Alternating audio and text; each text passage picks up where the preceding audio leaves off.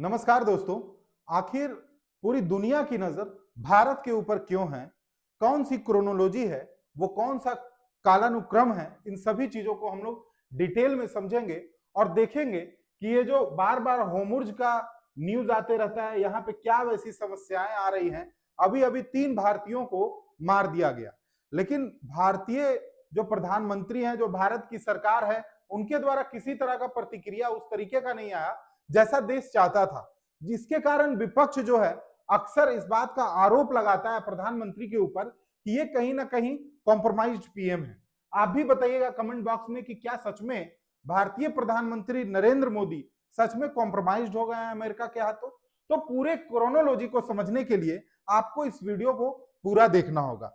सबसे पहले तो आप ये बात समझिए कि विश्व के 2 ऐसे देश हैं जो कहीं ना कहीं एक साथ आ गए हैं और ये अंदर ही अंदर एक साथ काम कर रहे हैं पूरी दुनिया को कंट्रोल करने के लिए। एक तरफ आप रखेंगे यूएसए को, जिसको आप अमेरिका कहते हैं, और एक तरफ आप रखेंगे चीन जैसे देश को, है ना। ये आप न्यूज में भी सुनते होंगे कि G2, यानी कि अभी तक आपने G7 सुना होगा, G20 सुना होगा, लेकिन एक नया क्रम आप जोड़िए अपने लाइफ में कि G2 क्या है। G2 विश्व के 2 ऐसे देश हैं जो अक्सर आपने सुना होगा कि जो डोनाल्ड ट्रंप ये कहते हैं कि पूरी दुनिया को अगर कोई कंट्रोल करेगा तो अमेरिका और चाइना ही करेगा। ये G2 मिलकर पूरे दुनिया की अर्थव्यवस्था को तबाह करने के लिए तैयार हैं और इसी के लिए काम भी कर रहे हैं। इसको जरा ध्यान से समझिए। और एक चीज और है, भारतीय प्रधानमंत्री और भारतीय जो नौकरशाही है इस बात को अच्छे तरीके से समझता है कि आखिर पूरे विश्व में चल क्या रहा है। अब यहां देखिए, मैंने एकदम शुरू से पकड़ी है अमेरिका के जो राष्ट्रपति हैं पूर्व, यहाँ पे जो बाइडेन का मैंने इमेज लगाया है। दरअसल इनका जो कार्यकाल था वो शांति का काल था। इनसे पहले जो थे बराक ओबामा, उनका कार्यकाल जो था वो डेवलपमेंट का कार्यकाल था। लेकिन जो वर्तमान में डोनाल्ड ट्रंप है वो विनाश के काल को सामने लाके रखे हैं पूरी दुनिया के सामने। यहाँ पे जितने भी इमेज है, जितने भी क्रोनोलॉजी है, इन सभी चीजों को हम लोग डिटेल में समझेंगे। आखिर भारत पर दुनिया की नजरें क्यों हैं? देखो, पूरी दुनिया को अगर आप 2 भागों में बांटते हैं, ठीक है, पूरी दुनिया को 2 भागों में चुपचाप आप बांट दीजिए पूरे विश्व को, तो आप एक चीज देखोगे कि इस वाले एरिया में, ठीक है, जो हमारा पश्चिम का क्षेत्र है उसको यूएसए लीड कर रहा है, लेकिन जो हमारा पूर्व का क्षेत्र है उसमें चीन चाहता है कि अपना पूरा पूरा प्रभुत्व हम बना ले। लेकिन चीन को काउंटर करने के लिए इंडिया जो है वो तेजी से ग्रो कर रहा है। अब ऐसे में चीन को यह समझ में आता है कि भाई भारत अगर आगे बढ़ गया एशियाई क्षेत्र में, क्योंकि पूरे एशिया में 2 ही देश ऐसे हैं जो फास्ट ग्रोइंग हैं और कहीं ना कहीं एक दूसरे को कंपटीशन देते हैं। अलग बात है कि अभी हमारा जीडीपी थोड़ा चीन की अपेक्षा छोटा है, लेकिन हमारा बाजार जो है वो चीन के इक्विवेलेंट है और हमने जो है चीन के ऊपर अपनी निर्भरता जो है मेक इन इंडिया के माध्यम से धीरे धीरे कम भी किया है। अब देखो होता क्या है, भारत की अर्थव्यवस्था को यानी इंडिया की इकोनॉमी को डिस्टर्ब करने के लिए क्या किया जाए? तो सीधी सी बात है, कुछ ऐसी रणनीतियां बनाई जाए जिससे इंडियन इकोनॉमी डिस्टर्ब हो जाए। अब ये इंडियन इकोनॉमी डिस्टर्ब करने के लिए एशियाई क्षेत्र में चीन एकमात्र देश है जो ये चीज को भली भांति समझता है और कर भी सकता है। लेकिन ये क्या करता है, यूएसए को टारगेट करता है और कहता है भाई हमारे क्षेत्र में अगर आप चाहते हैं कि G2 पावरफुल बने तो G2 पावरफुल तभी बनेगा जब आप इंडिया को कंट्रोल करने में हमारी मदद करेंगे। मैं डिटेल में इस चीज को आपको समझा रहा हूं, जरा ध्यान से सुनिएगा। अब यूएसए जो है वो क्या करता है कि चीन के साथ इंटरनली हाथ मिलाए हुए है इंडियन इकोनॉमी को कंट्रोल करने के लिए। अब यहां आता है बात ईरान का। तो आपको पता है पूरे विश्व में आप देखेंगे 2 ही क्षेत्र है और दोनों आईपी के नाम से जाना जाता है, एक इंडिया और पाकिस्तान और एक इजराइल और इधर जो फिलिस्तीन का मुद्दा है वो। लेकिन अभी यहां पे जो ईरान है वो क्या कर रहा है, अपने यहां परमाणु हथियार डेवलप कर रहा है, आपको पता है। अब अमेरिका बिल्कुल भी ये नहीं चाहता है कि भाई ये जो है परमाणु हथियार डेवलप कर लेगा, पता चला एक बार इजराइल को मारेगा सब कुछ खत्म हो जाएगा। आप भी जान रहे हैं इजराइल खत्म हो गया मतलब अमेरिका जो है, जो आपका यूएसए है, वो कहीं ना कहीं इस मध्य के क्षेत्र में अपना अस्तित्व को पूर्णतः खो देगा। तो ईरान जो है ये ठीक धीरे धीरे आगे बढ़ रहा था। खमेनेई ठीक पूरे जीवन भर अपने युद्ध की तैयारियां की, लेकिन जैसे ही युद्ध प्रारंभ हुआ खुदा ना खास्ता जो है इनकी देहांत हो जाती है। अमेरिका इनके ऊपर अटैक करता है, इजराइल मिलकर इनका समाप्तिकरण होता है। लेकिन सवाल यह है कि भाई आप एक संप्रभु देश को इस तरह टारगेट कर रहे हैं, तो जैसे ही ये टारगेट करते हैं तो यूएसए और इधर आपका चीन, ये दोनों क्या करता है कि भाई अंदर से कॉम्प्रोमाइज कर लिया है कि तुम कुछ नहीं करना, ईरान को सपोर्ट करना और हम जो है इधर से बर्बाद करने के लिए आगे बढ़ते रहेंगे। ठीक है, अब आप सभी को पता है कि एक जो क्षेत्र है, मेन क्षेत्र, वो कौन सा क्षेत्र, ये जो आप देख रहे हो होर्मुज़ वाला क्षेत्र। ठीक है, इधर ईरान है, ये ओमान हुआ, यूएई, ये वाला जो क्षेत्र है, यहां से पूरे विश्व का मान के चलो कि 60% ट्रेड जो है कंट्रोल होता है और ये सीधा सीधा ईरान के कंट्रोल में। ईरान हो गया डिस्टर्ब, अब ईरान डिस्टर्ब हो गया तो ये जो लाइन है ये पूरी तरीके से क्या होती है, डिस्टर्ब हो जाती है।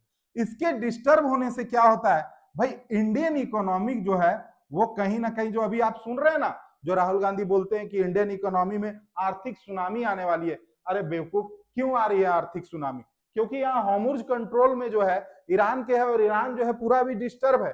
तो पूरे विश्व को कहीं ना कहीं, अभी देखिए, अब इंडियन इकोनॉमी जिस तरीके से कॉम्प्रोमाइज हो रही है, जिस तरीके से आर्थिक सुनामी आ रही है, उसका रीजन ये है, अमेरिका अच्छे तरीके से समझ गया है कि अगर भारत को अपने शर्तों पे झुकाना है तो होर्मुज़ को डिस्टर्ब रखना होगा।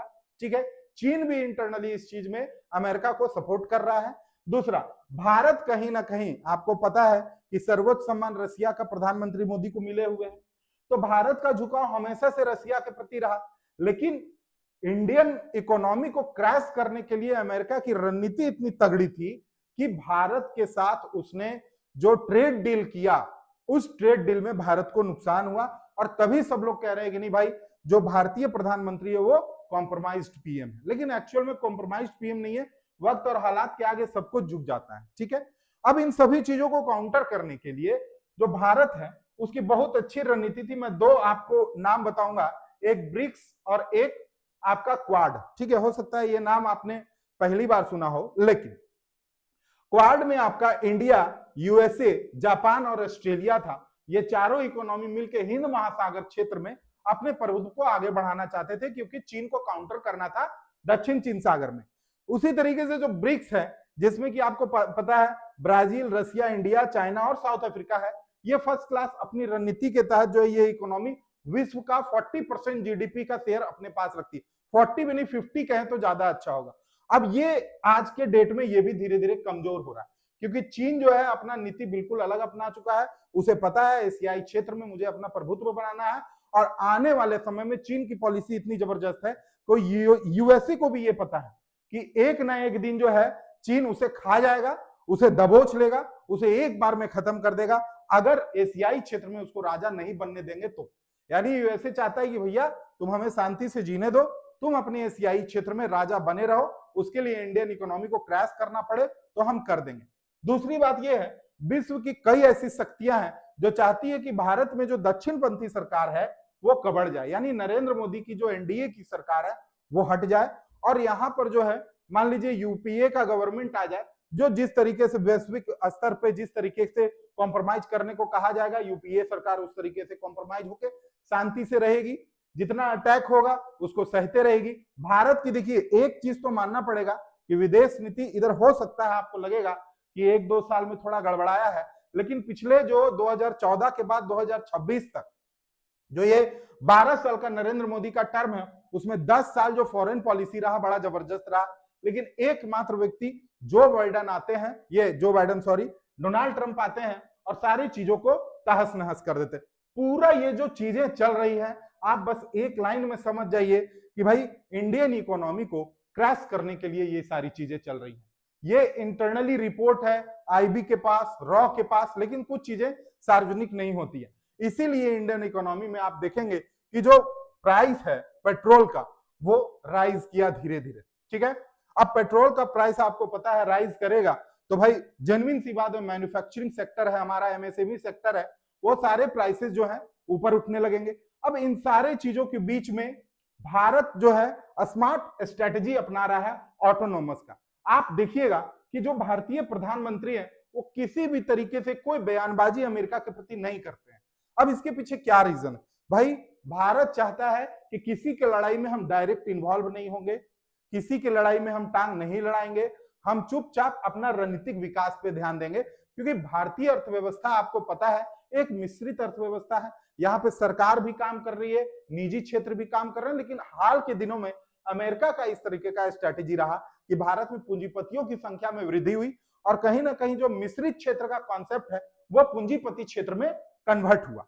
ठीक है, तो भारत सरकार चाहती है, चूंकि विश्व की एक बड़ी आबादी भारत में निवास कर रही है, यहाँ की जरूरतें अलग हैं, यहाँ पे रिसोर्सेज लिमिटेड है और हमारे पास लैंड भी जो है आपका वो लिमिटेड है। इन सभी चीजों को ध्यान में रखते हुए भारतीय प्रधानमंत्री का जो नेतृत्व था वो ठीक अपनी गति से आगे बढ़ रहा था, लेकिन पूरे विश्व में यह देखा गया कि जो चीन है अमेरिका को खा जाएगा, लेकिन नेतृत्व के मामले में भारतीय प्रधानमंत्री पूरे विश्व के नेताओं को ढूंढ के फेंक देंगे और अपना परचम जो है वो लहरा देंगे। अब इस केस में क्या होगा भाई, इस केस में यही होगा कि अमेरिका का जो अपना शक्ति है कहीं ना कहीं दब जाएगा।